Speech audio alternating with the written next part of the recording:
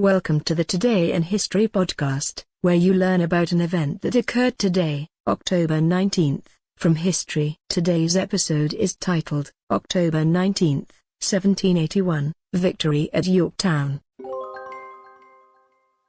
Hopelessly trapped at Yorktown, Virginia, British General Lord Cornwallis surrenders 8,000 British soldiers and seamen to a larger Franco-American force, effectively bringing an end to the American Revolution.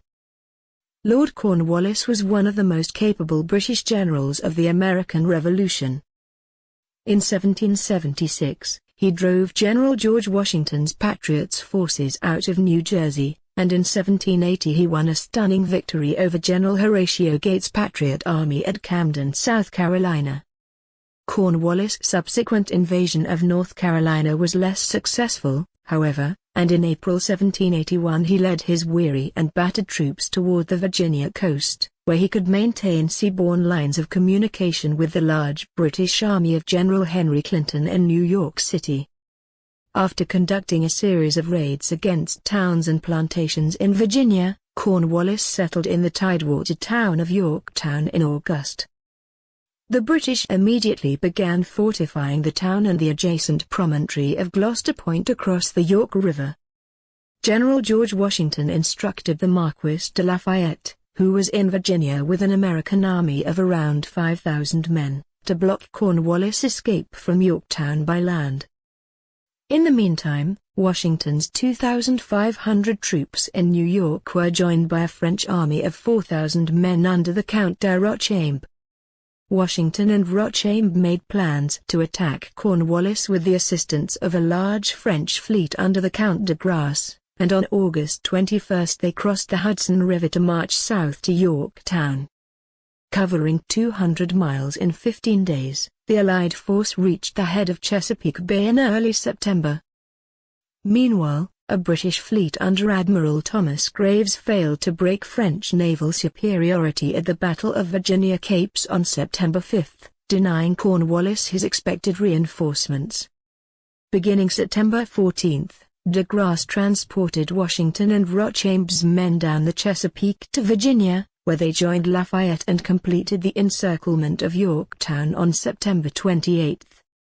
De Grasse landed another 3,000 French troops carried by his fleet.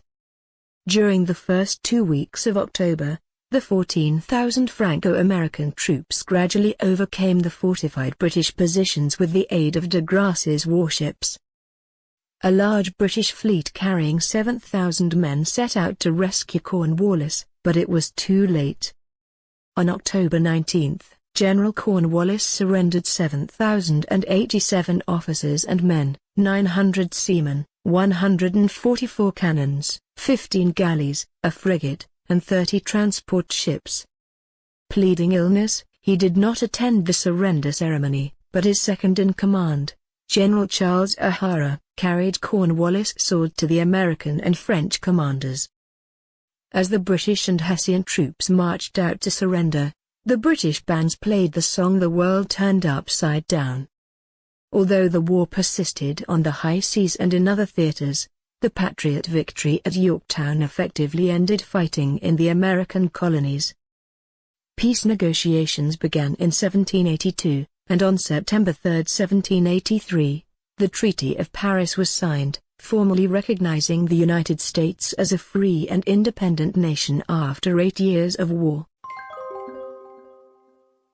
Today's historic event is provided by History.com.